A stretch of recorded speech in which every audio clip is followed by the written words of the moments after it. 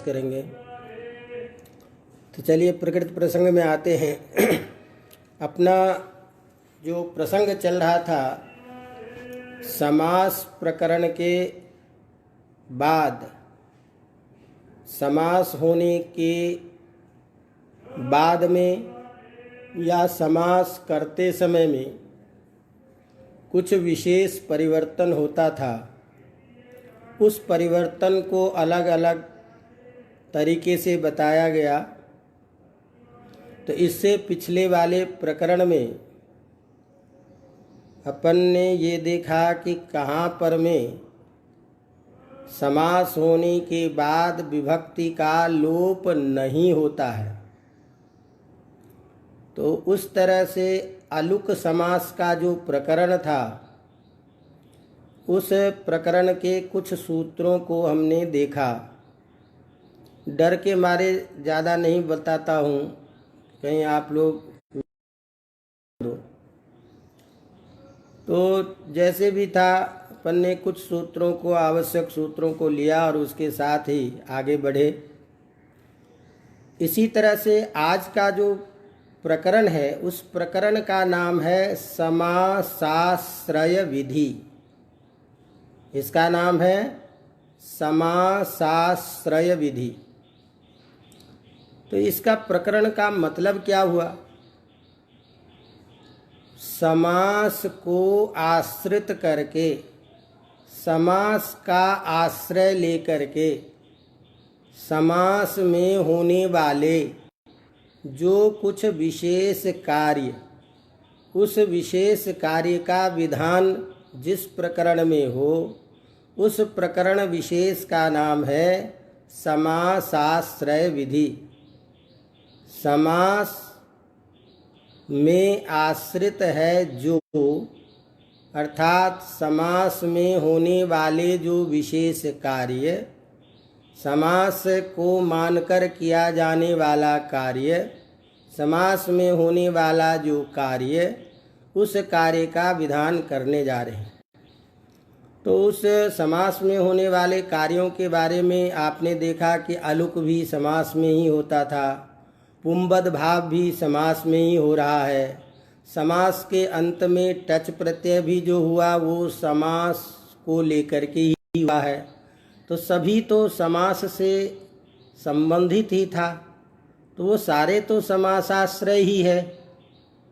तो इस प्रकरण में हम क्या विशेष करने जा रहे हैं, जो समासाश्रय प्रकरण कहा। तो जैसे कि आपने पहले देखा कि अलुक समास भी समास में हुआ, तो समास, अलुक समास का प्रकरण ही अलग से बता दिया। जहाँ पुंबद भाव होना था, तो प्रकरण विशेष के आधार पर पुंबद भाव भी हमने जगह जगह बता दी। तो फिर इस प्रकरण में क्या चीज़ है, इसको समझने के लिए कुछ शब्द, कुछ वाक्य आप पहले अच्छी तरह समझ लीजिए।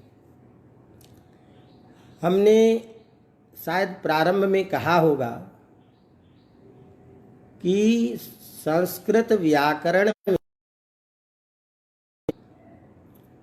5 प्रकार की वृत्ति मानी गई है। वृत्ति 5 जगह, 5 जगह वृत्ति का व्यवहार होता है, इसीलिए कहते हैं पंचवृत्तयः। तो ये पंचवृत्तयः जो है, ये 5 चीजें हैं। कृत, तद्धित, समास, एक शेष और सनाद्यंत, सन आदि प्रत्यय जहाँ होते हैं।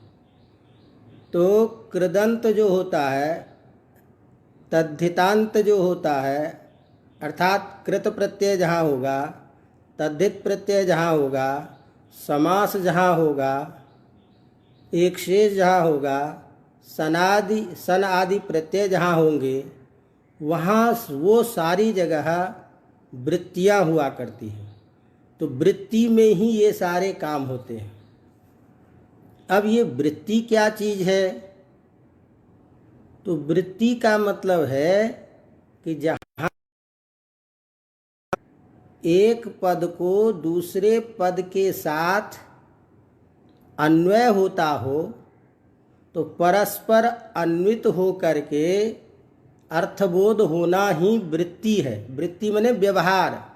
तो वृत्ति एक व्यापार है, अर्थात जहाँ पर में पद आपस में मिल करके अर्थबोध कराए। तो इस तरह से मिलना, एक पद के साथ में अन्वित हो करके दूसरे पद का अर्थबोध होना ही वृत्ति है। तो ये जो वृत्ति है ये समास में भी होता है। तो समास में भी देखे हैं आपन ने कि परस्पर एक पद का दूसरे पद के साथ अन्वय हो। इसी तरह से तद्धित में भी हम एक पद को विशेष अर्थ में रख करके दूसरा प्रत्यय आदि का विधान करते हैं। इसीलिए वहाँ भी वृत्तियाँ मानी जाती है। कृदंत में भी वृत्तियाँ हैं, एक शेष में भी वृत्ति है। अब इसकी व्याख्या अभी करने की जरूरत नहीं है, केवल अभी ये समझ लीजिए कि 5 प्रकार से वृत्ति का व्यवहार होता है। 5 जगह पर परस्पर पद का अन्वय हो करके अर्थबोध होता है।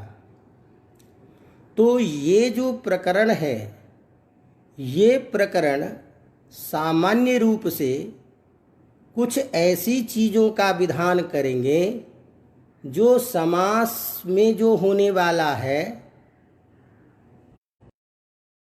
जगह भी लागू होगा, और जो अन्य वृत्ति है जैसे तद्धित है, तो तद्धित आदि प्रत्यय जहाँ होता है वहाँ भी परस्पर अन्वित होकर के जो अर्थबोध होता है उस जगह पर भी वो नियम लागू होगा।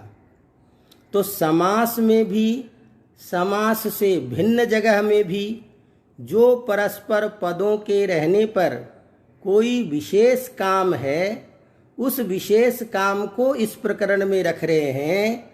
इसीलिए ये प्रकरण अन्य सभी प्रकरण से भिन्न है और ये एक सबका मिला और जुला हुआ प्रकरण है। तो इस प्रकरण में कोई जरूरी नहीं है कि जिस प्रकार से आपने समास को लेकर के कार्य किया उसी तरह से ही सारा काम हो, ऐसा नहीं है।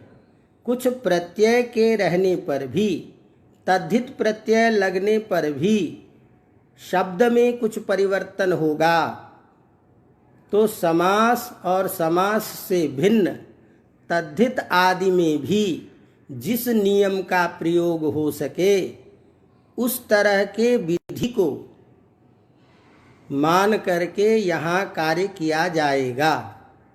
इसीलिए वृत्ति रूप जहाँ व्यवहार है वहाँ जो कुछ परिवर्तन है उस परिवर्तन को यहाँ पर में रखा, चाहे वो विशुद्ध समास हो, चाहे वो तद्धित हो या अन्य जगह हो, सब जगह उस नियम का प्रयोग होता है। जिसका उदाहरण हम अभी प्रकृति प्रसंग में पढ़ेंगे, जो हमारा मूल ध्येय पढ़ने वाला विषय है या जो सूत्र निर्धारित है उसके आधार पर हम देखेंगे। तो इस प्रकरण में भी हम कुछ विशेष काम करेंगे। अब जैसे मान लीजिए विशेष काम क्या करेंगे। अब जैसे कि हमने समास प्रकरण पढ़ा तो हमने एक नियम पढ़ा था कि यदि भाषित पुंस स्त्रीवाचक शब्द हो तो उसको पुंबद भाव होता है। बहुत उदाहरण पढ़े थे। कल्याण प्रियः, कल्याणी प्रिया यस्य स कल्याण प्रियः। तो इस तरह से कल्याणी शब्द लिंग में था, उसको आपने पुंबद भाव किया। इसी तरह इस प्रकरण में हम अभी ऐसे पुंबद भाषित जो शब्द है स्त्री प्रत्यांत शब्द, उसको हरस्व विधान करने जा रहे हैं। वहाँ तो हमने क्या किया था, पुंबद भाव किया था।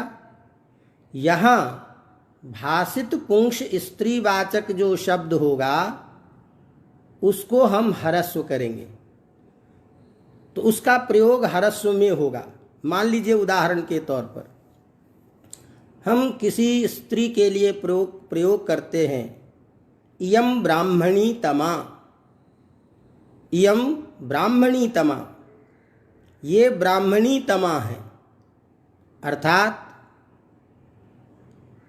अन्यासाम अन्यासु वा इयं श्रेष्ठा ब्राह्मणी, अन्य ब्राह्मणी में यह ब्राह्मणी श्रेष्ठ है। इस बात को बताने के लिए हमने तमक प्रत्यय लगा करके हमको प्रयोग करना है। तो अब मूल शब्द क्या है, ब्राह्मणी स्त्रीवाचक। उस ब्राह्मणी शब्द से हमने तमक प्रत्यय किया, तमक करने के बाद तम शेष बचा, तो स्त्रीलिंग में ब्राह्मणी तमा, ये दीर्घ इकारांत ब्राह्मणी शब्द का प्रयोग हो करके ब्राह्मणी तमा प्रयोग होना चाहिए, जो शुद्ध शब्द है। लेकिन हम यहाँ विशेष नियम से कहें, यहाँ दीर्घ प्रयोग नहीं होगा, यहाँ हरस्व हो जाएगा। तो अब ब्राह्मणी में जो दीर्घ है उसको दीर्घ में प्रयोग नहीं करके छोटी ई में प्रयोग करेंगे, तो ब्राह्मणी तमा, ब्राह्मणी तरा, ये प्रयोग होगा। तो ये एक विशेष बात आ गई। तो हमने देखा कि यहाँ तरप प्रत्यय है, तद्धित वृत्ति है, तो तद्धित वृत्ति में भी यहाँ काम होगा, समास में भी काम होगा। तो इस तरह से इस प्रकरण में समासगत वृत्ति में जो कुछ परिवर्तन और समास से भिन्न जहाँ वृत्ति है तद्धित आदि, उन दोनों जगह पर जो विशेष नियम है उस नियम को हम इस प्रकरण में पढ़ने जा रहे हैं। तो पहला जो हमारा इस प्रकरण का सूत्र है या पहला जो नियम है जो आपके सिलेबस में निर्धारित है, वो सूत्र है, सिलेबस में आप लोग देखिएगा, घ रूप कल्प चेलड ब्रुव गोत्र मत हतेषु। ढंग से सुनते चलिएगा, घ रूप कल्प चेलड ब्रुव गोत्र मत हतेषु ज्ञो अनेकाचो हरस्वः, ये सूत्र है। ज्ञो अनेकाचो हरस्वः, ये सूत्र है। तो इस सूत्र के द्वारा हम हरस्व विधान करने जा रहे हैं। कुछ जगहों पर कहाँ जा रहे हैं, कहाँ क्या करेंगे, कब करेंगे, कैसे करेंगे, यही इस सूत्र के आधार पर हमको देखना है। तो जैसे कि अपन अभी तक पढ़ते हुए सामान्य प्रयोग के द्वारा सूत्र का अर्थ करने लगे हैं कि जहाँ प्रथमांत पद होगा वो समझ जाएंगे काम होगा। तो प्रथमांत पद इस सूत्र में है क्या, हरस्वः। तो हरस्वः है तो इसका मतलब प्रथमांत पद है, तो ये विधेय है, ये कार्य है। इसका मतलब हरस्वः मने हरस्व होगा। ये एक तय हो गया एक पक्ष में कि हरस्व होगा। इस सूत्र में भी पहले की तरह से अलगुत्तर पदे से उत्तर पदे की अनुवृत्ति आती है। तो अर्थ क्या होगा, उत्तर पद बाद में रहने पर। तो अब इस दोनों पदों को जोड़ करके अर्थ करेंगे तो क्या होगा, उत्तर पद रहने पर हरस्व होगा। किसको होगा हरस्व, तो उसके लिए क्या कहा, गी शब्द के षष्ठी के एकवचन में प्रयोग करेंगे तो क्या बनेगा, ज्ञः। नदी शब्द के षष्ठी के एकवचन में प्रयोग क्या बनता है, नद्यः। तो गी शब्द के षष्ठी के एकवचन में प्रयोग करेंगे तो क्या बनेगा, ज्ञः, माने गी के स्थान में। क्या अर्थ हुआ, गी के, गी में षष्ठी विभक्ति आ गई, तो षष्ठी विभक्ति जहाँ होती है उसका अर्थ क्या करते हैं, उसके स्थान में। तो ज्ञः जो शब्द है ये गी के षष्ठी के एकवचन, तो अर्थ क्या होगा, ज्ञः। अब ये ज्ञ का मतलब जो गी के स्थान में हुआ है, तो ये गी क्या चीज़ है? गी जो बोल रहा हूँ, क ख ग घ का पांचवा वर्ण गी, ये गी क्या चीज़ है?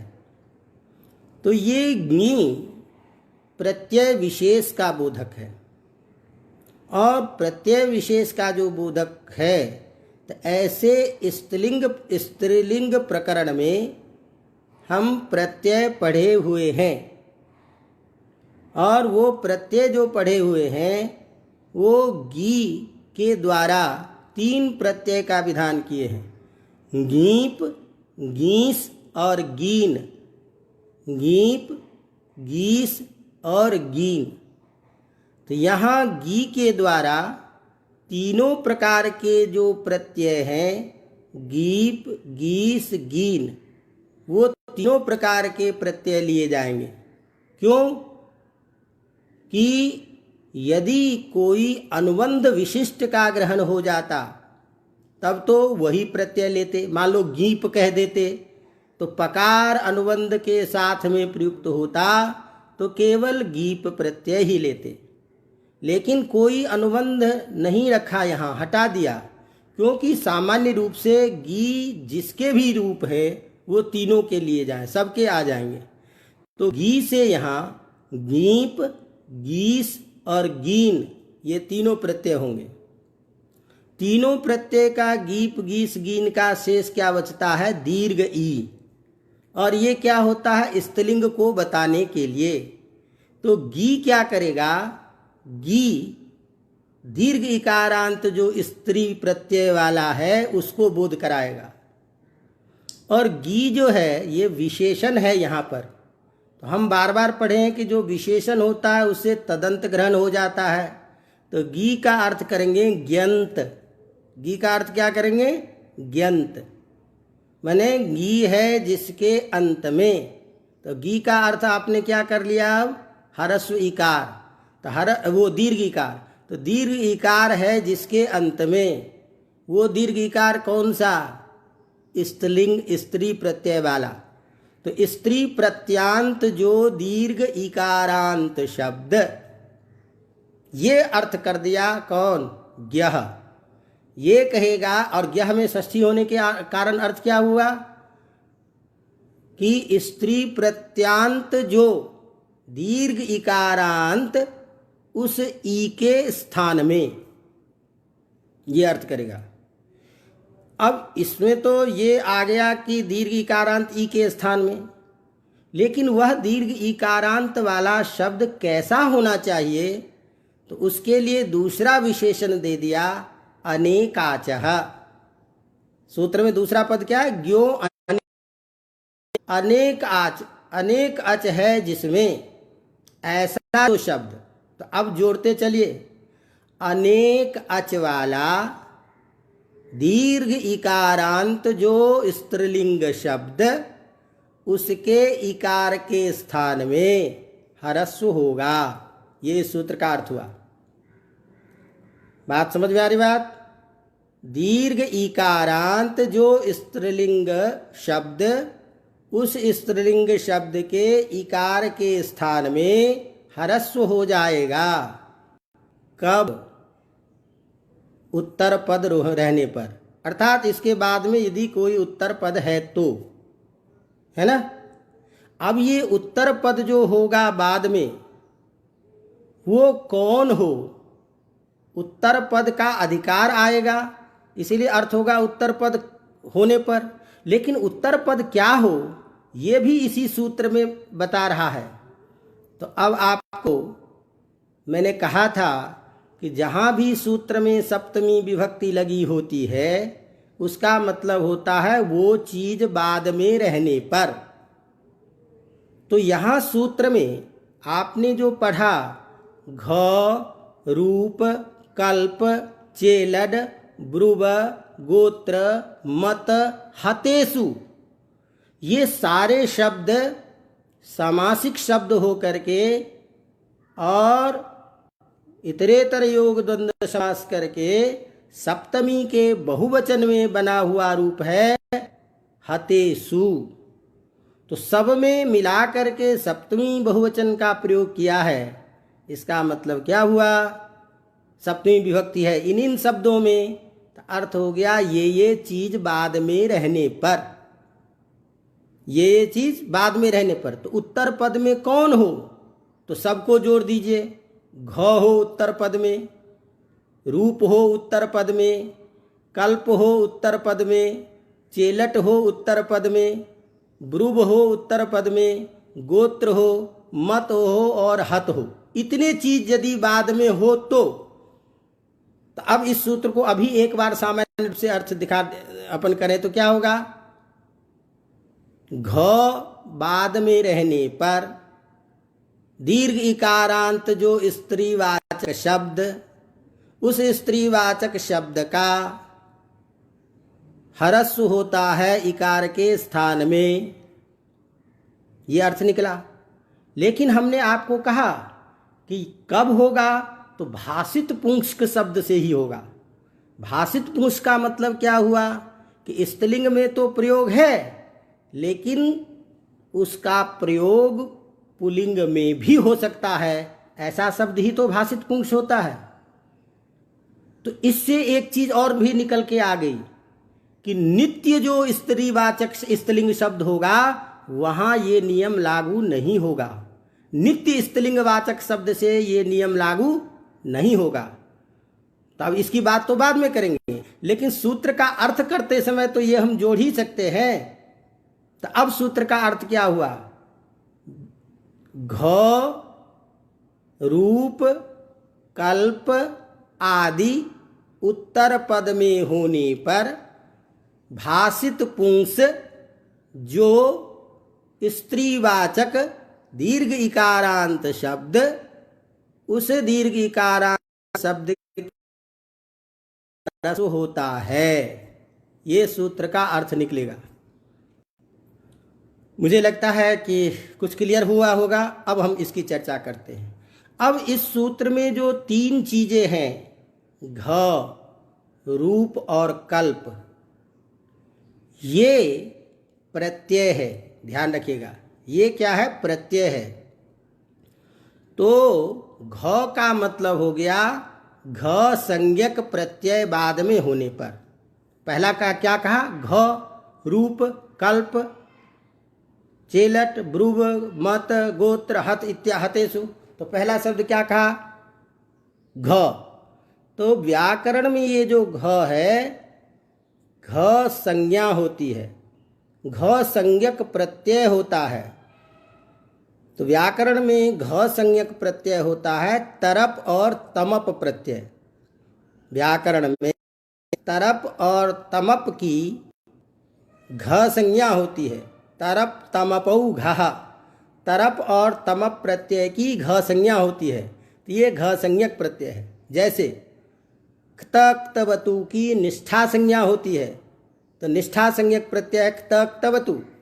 इसी तरह से घ संज्ञक प्रत्यय कौन है? तरप और तमप। तो घ बाद में रहने पर इसका मतलब अर्थ हुआ घ प्रत्यय जिसमें लगा हो ऐसा शब्द बाद में रहने पर। तो घ का अर्थ करेंगे घ प्रत्यांत शब्द। तो घ प्रत्यांत कौन हो गया? प्रत्यय। घ प्रत्यय बाद में रहने पर। तो घ प्रत्यय किसकी होती है? तरप की। घ प्रत्यय किसकी संज्ञा होती है? तमप की।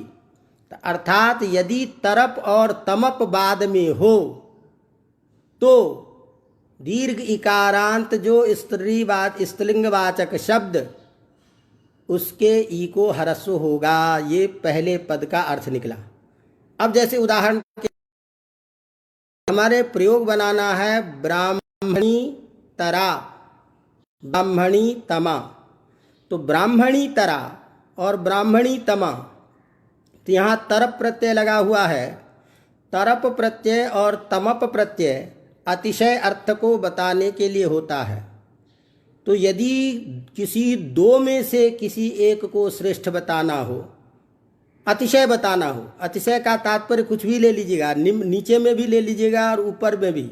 यदि प्रशंसा करनी हो तो भी जाएगा अधिकता बताने के लिए, और निम्न में। अतिशय केवल बोध्य है हमारा। अतिशय चाहे आप नीचे की स्थिति में अतिशय बता रहे हैं या ऊपर के अतिशय, वो आपके ऊपर निर्भर है। तो यदि दो में से किसी एक को निर्धारण करना हो, यदि उसके अतिशय अर्थ को बताना होता है तो तरप प्रत्यय होता है, और यदि बहुतों में से निर्धारण करना होता है, अतिशय अर्थ बताना होता है तो तमप प्रत्यय होता है। तो तमप प्रत्यय तो अतिशायने तमविष्ठनौ, अतिशय अर्थ को बताने के लिए तमप और इष्ठन प्रत्यय होता है। इष्ठन का इष्ठ शेष बचता है, तो इष्ठ का अपन प्रयोग कर देते हैं ज्येष्ठ श्रेष्ठ। एतेषु ज्यायान अयम इति ज्येष्ठ, एतेषु अन्यतमः, तो ये सबसे बड़ा है, तो ज्येष्ठ श्रेष्ठ कनिष्ठ लघिष्ठ ये सब जो हम बोलते हैं ये इष्ठन प्रत्यांत शब्द है। और तम प्रत्यय पटुतम लघुतम दीर्घतम इत्यादि जो भी प्रयोग बनाते हैं ये तम प्रत्यांत शब्द है। और दो को अलग करके दो में से यदि अधिक बताना होता है तो क्या होता है, तरप प्रत्यय। तो उसको बताने का जो नियम है वो नियम है द्विवचनोपविभज्य, द्विवचनो विभज्य उपपदे तरबीय ईसुनौ। तो तरप और ईयसुन प्रत्यय होता है दो में निर्धारण करने के लिए। तो ईयसुन का ईयस बचता है, उसी का रूप बनता है ईयान। तो कनियान लघियान बरियान इत्यादि प्रयोग बनते हैं। तो अनयोः, इन दोनों में से ये बड़े हैं तो बरियान बोलते हैं, इन दोनों में से ये छोटा है तो लघियान कनियान इत्यादि। तो यहाँ अनयोः इयम ब्राह्मणी के लिए प्रयोग कर रहे हैं। तो अनयोः इयम अतिशयेन उत्कृष्टा ब्राह्मणी, इस अर्थ में ब्राह्मणी शब्द से तरप प्रत्यय हो जाएगा। तरप प्रत्यय का तर शेष बचा, तब हो गया ब्राह्मणी तर। अब ब्राह्मणी तर को स्त्रीलिंग में ब्राह्मणी के द्वारा को बता रहे हैं, इसीलिए स्त्रीलिंग होने के कारण टाप प्रत्यय हो जाए, प्रयोग करेंगे ब्राह्मणी तरा। तो अब यहाँ ब्राह्मणी दीर्घ है तो प्रयोग होना चाहिए था ब्राह्मणी तरा, लेकिन ब्राह्मणी को दीर्घ जो है उसको हम ह्रस्व कर देते हैं, तो ब्राह्मणी तरा ये प्रयोग बनता है। क्योंकि घ रूप कल्प चेलड ब्रुव मत गोत्र हतेषु ये कहता है कि यदि तरप प्रत्यांत शब्द घ संज्ञक शब्द बाद में हो, घ संज्ञक प्रत्यय यदि बाद में हो तो स्त्रीवाचक दीर्घिकारांत को ह्रस्व हो। तो इसीलिए अब ये ब्राह्मणी जो है उसका प्रयोग दीर्घ में नहीं करके ह्रस्व करेंगे, तो ब्राह्मणी तरा ये प्रयोग बनेगा। बिल्कुल जब एक प्रयोग समझ में आ गया तो समझिए सारा चीज समझ में आ जाए। इसी तरह से ब्राह्मणी तमा इयम आसाम उत्कृष्ट उत्कृष्टा, ये अन्य सभी में उत्कृष्ट हैं, तो इसी अर्थ में तम प्रत्यय लग जाएगा। तम प्रत्यय लग जाएगा तो क्या बनेगा, ब्राह्मणी तम, स्त्रीत्व में टाप करके ब्राह्मणी तमा, फिर इसी घ संज्ञक प्रत्यय हो गया तम प्रत्यय, इसके कारण इस सूत्र से ह्रस्व कर देंगे तो प्रयोग हो गया ब्राह्मणी तमा। अब आपको परीक्षा में प्रश्न पूछता है कि भाई निम्न में से शुद्ध है ब्राह्मण तमा, ब्राह्मणी तमा, ब्राह्मण तर, तो क्या है?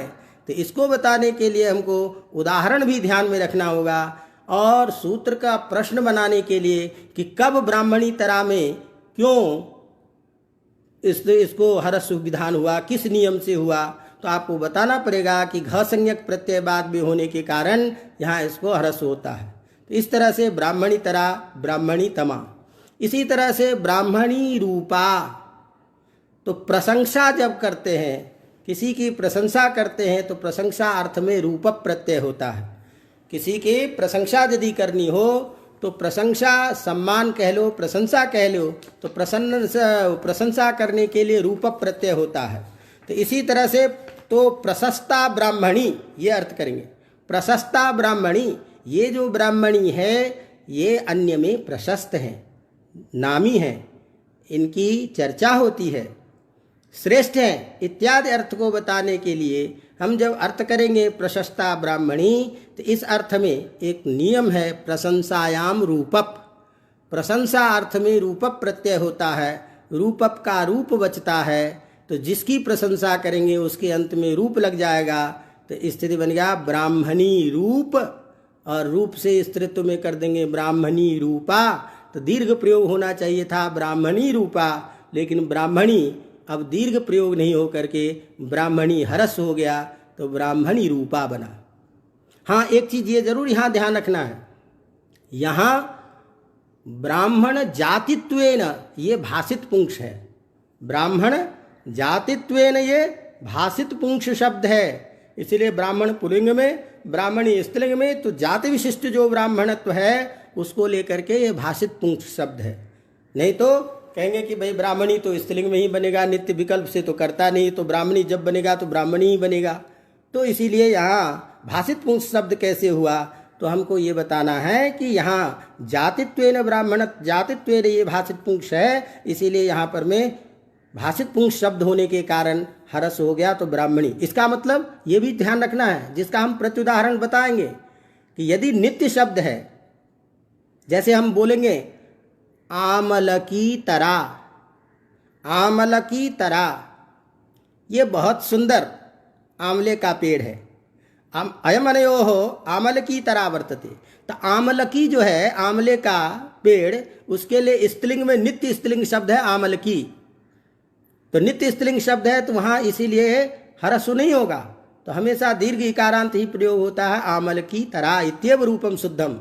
तस्मात् सूत्रे भाषित पुंस इत्येव, जहाँ भाषित पुंस शब्द होता है वहीं पर में हरस होगा, अन्य जगह पर में हरस नहीं होगा, ये ध्यान में रखना है। अब यहाँ पर में जो यहाँ तक जो था घ रूप कल्प, ये तीनों प्रत्यय हैं।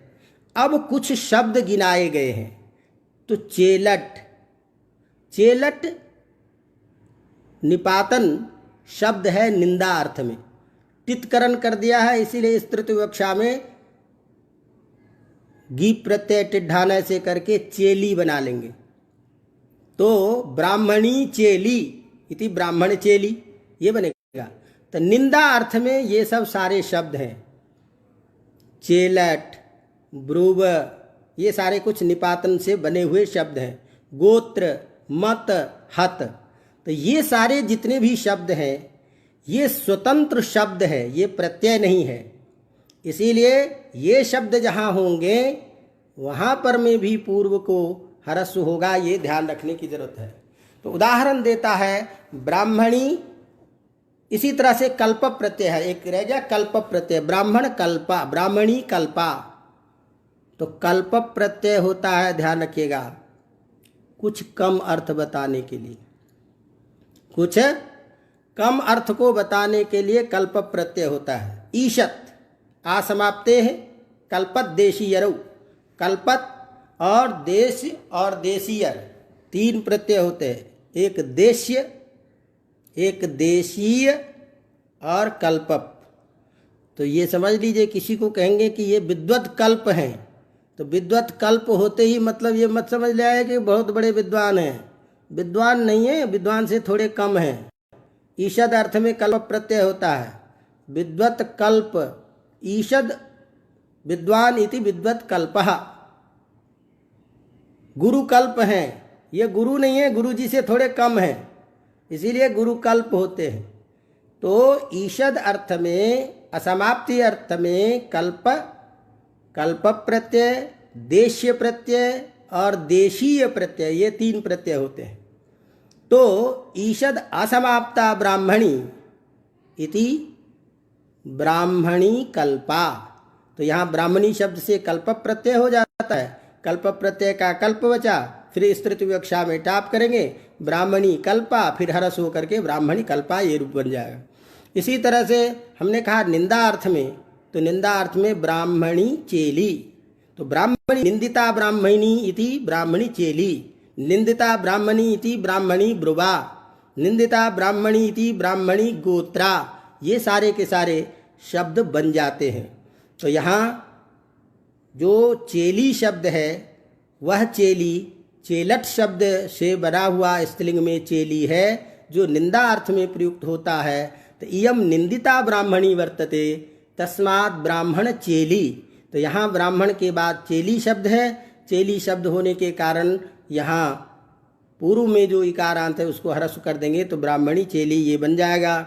इसी तरह से ब्राह्मणी गोत्रा, निंदिता ब्राह्मणी इति ब्राह्मणी गोत्रा, तो यहाँ गोत्र को लेकर के कुछ निंदा है, कुछ आचरण को लेकर के निंदा है। किसी भी रूप में आप ये सीधे सामान्य समझ लीजिए कि निंदा अर्थ गम्यमान है, तो निंदा अर्थ में ये जो, क्योंकि प्रत्यार्थ प्रधान होता है, शब्दगत जो वाक्य का अन्वय होगा वो प्रधान होता है, तो जिस अर्थ में जो प्रधान है वो अर्थ उस वाक्य के से निकलेगा। इसीलिए चेलट आदि जो है निंदा अर्थ में लगाया जाता है, निंदा अर्थ को बताता है, तो जिसके साथ में जुड़ेगा उसकी निंदा प्रारंभ कर देगा। तो इसीलिए ये सारे निंदार्थक जो शब्द है, इन शब्दों के परे रहने पर भी यहाँ पर में जो नित्य जो दीर्घ इकारांत जो स्त्रीवाचक शब्द है, गीप गीस गीन वाला कोई भी हो, ऐसे भाषित पुंस को ह्रस्व करके ये रूप बना देगा। तो इस तरह से ये सारे बन जाएंगे। अब इसी तरह से कहा कि जब आपने कहा कि ब्राह्मणी चेली, ब्राह्मणी ब्रुवा, तो ये सब इसका मतलब कोई न कोई समास है, क्योंकि प्रत्यय तो है नहीं जो तद्धित वाला प्रत्यय है। अब ये तो चेली शब्द हो गया, ब्रुवा शब्द हो गया, तो फिर समास कैसे करेंगे? तो ब्राह्मणी चासौ चेली या ब्राह्मणी चेयम चेली इति ब्राह्मण चेली, ब्राह्मणी चेली।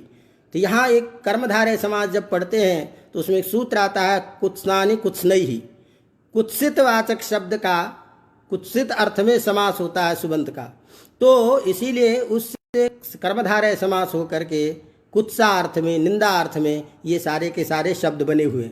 उसी बात को मूल में लिखता है तहि कुत्सनानि कुत्सनैहि इति समासः।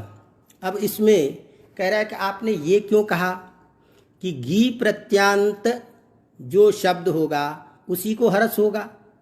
केवल कह देते आप स्त्रीवाचक शब्द को हरस होता है, तो आपने ये विधान क्यों कर दिया कि नहीं नहीं दीर्घ इकारांत जो शब्द है उसी गी प्रत्यांत को ही होता।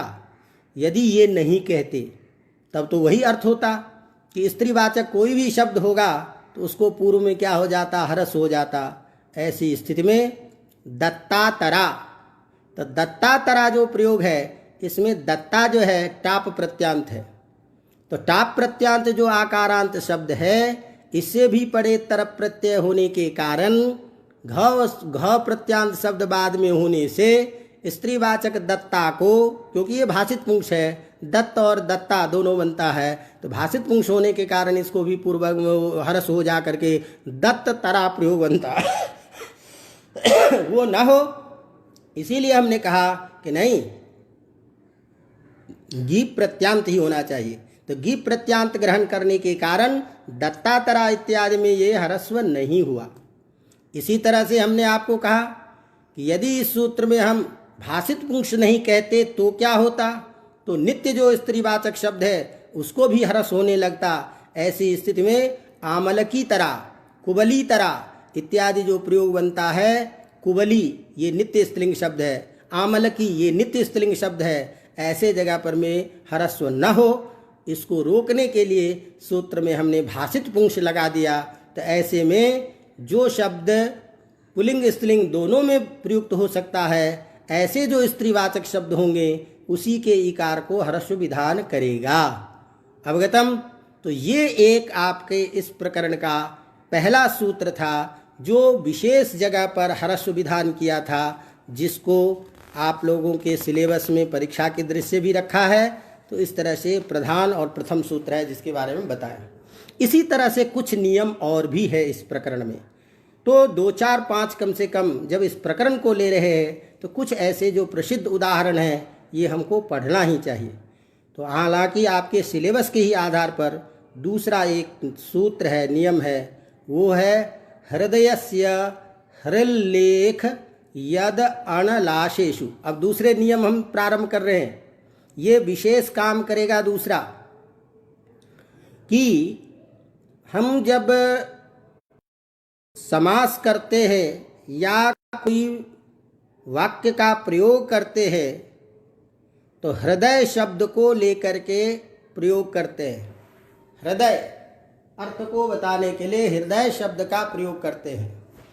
तो यह जो सूत्र है, यह सूत्र हृदय शब्द के स्थान में हृद आदेश करेगा। मूल रूप से हमें ये समझना चाहिए, हृदय शब्द के स्थान में हृद आदेश होता है। तो वो हृद आदेश कहाँ होगा? तो वो सारी चीज़ें पहले से अर्थ आएगा ही, उत्तर पद रहेगा, ये सब होगा। अब इस सूत्र है हमारे पास क्या, हृदयस्य, ये प्रथम पद है। हृदयस्य में षष्ठी विभक्ति है, षष्ठी विभक्ति होने से अर्थ वही हो जाएगा हृदय के स्थान में, क्योंकि षष्ठी आते ही के स्थान में ये अर्थ हमारा प्रयुक्त होगा। अवगतम? तो ऐसी स्थिति में ये अर्थ आ गया कि हृदय के क्या, हृत, हृल्लेख जो सूत्र में है, इसको संधि विच्छेद करेंगे तो क्या बनेगा, हृत लेख। हृत लेख बराबर हृल्लेख। कौन सा सूत्र? हृत के लेख है, हृत शब्द के बाद लेख है, तो को हमने ल में बदल दिया।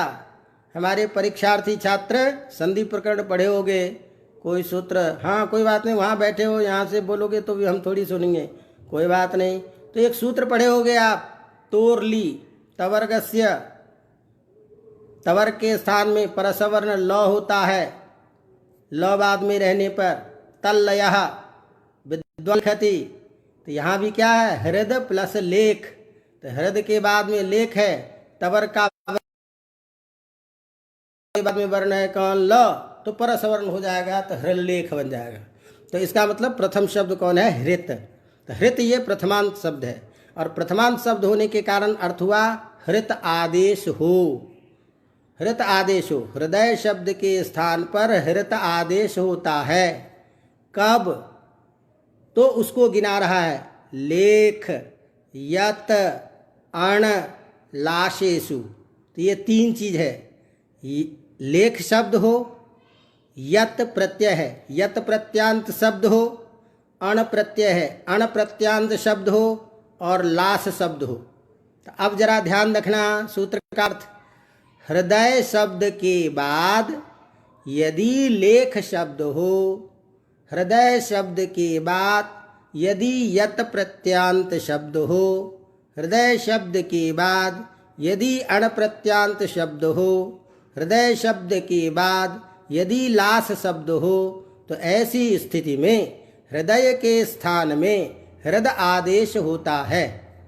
तो यह सूत्र इस समासाश्रय प्रकरण में केवल समास वृत्ति में ही काम नहीं करता है।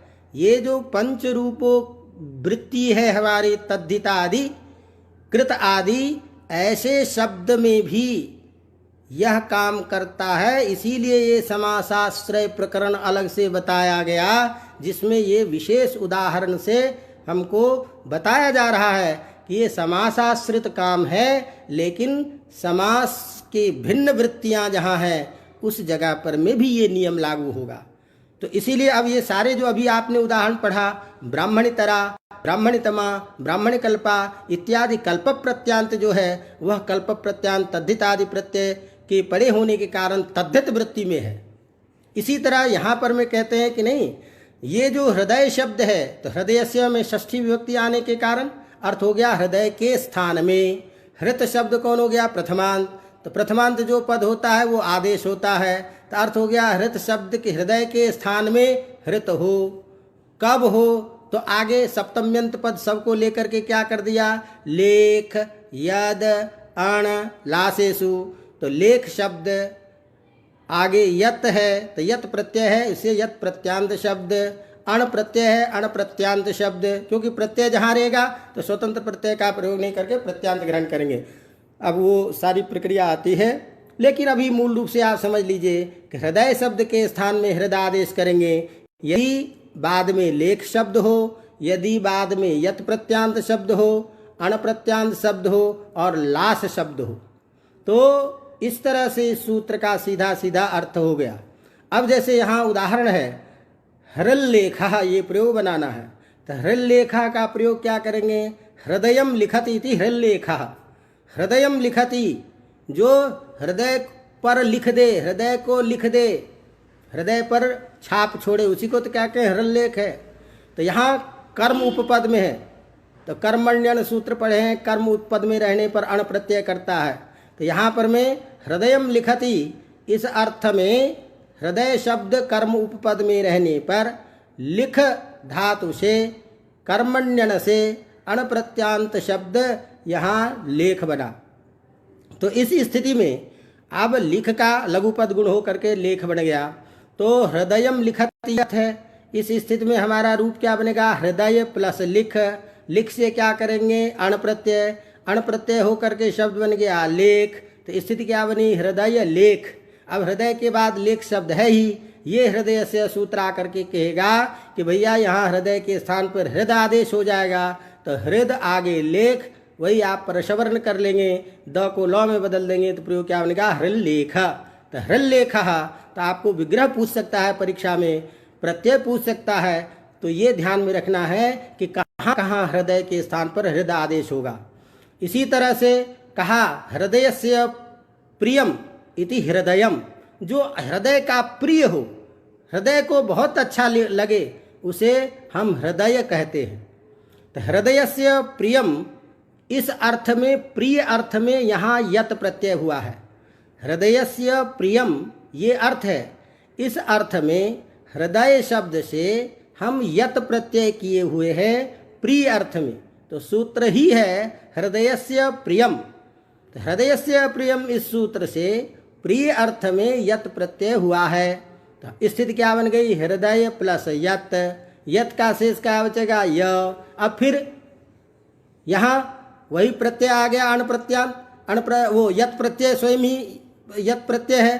तो यत प्रत्यय आ जाने के कारण अब ये क्या कहता है सूत्र, हृत लेख यत। तो यत प्रत्यय आ ही गया, हृदय के स्थान में हृदय आदेश कर देंगे, तो क्या बन गया, हृल्लेख, वो सॉरी हृद प्रिय। तो प्रिय अब रहा नहीं, प्रिय की जगह क्या आ गया, यत प्रत्यय बोध हो गया, प्रिय तो अर्थ मात्र था। तो हृद प्लस य जाकर के मिल गया, प्रयोग क्या बन गया, हृदय, सु बना, सु का आम कर देंगे यानी हृदयम। तो हृदय, अब परीक्षा में पूछेगा कि हृदयम का विग्रह बताइए, हृदयम का अर्थ बताओ, तो हमको बताना पड़ेगा हृदयस्य प्रियम इत्यर्थः। यहाँ प्रिय अर्थ में यत प्रत्यांत शब्द है हृदयम, तो यत प्रत्यय होने के कारण हृदय। इसी तरह से तो यह जो है अण प्रत्यांत, अब उदाहरण दे रहा आगे, हृदयस्य इदम हार्दम, ये हृदय का है, हृदय में होने वाला है, इसीलिए हृदय जन्य जो बात है उसको बोलते हैं हार्दम। तो हृदय शब्द है, हृदय शब्द से हम क्या करेंगे, अण प्रत्यय करेंगे, तस्येदम, इस सूत्र से षष्ठ्यंत प्रातिपदिक से तस्येदम से अण प्रत्यय करके, तो हृदय, हृदय प्लस अण, ये स्थिति बन गई। अण प्रत्यय का शेष क्या बचेगा, अ। अब हृदय के स्थान में क्या आदेश कर देंगे, हृदय आदेश।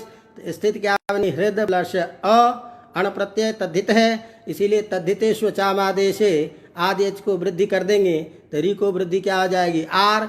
स्थिति क्या बना, हार्द, हार्द के बाद में सु, सु को अम हो जाएगा, क्या बनेगा, हार्दम। इसी तरह से हृदयस्य लासः इति हृल्लासः। तो लासः प्रसन्नता अर्थ में, भाव प्रत्यांत है, भाव में घय प्रत्यय है, तो लास शब्द है, तो लास शब्द बाद में है ही, तो हृदयस्य लासः ये अर्थ में हम कर लेंगे।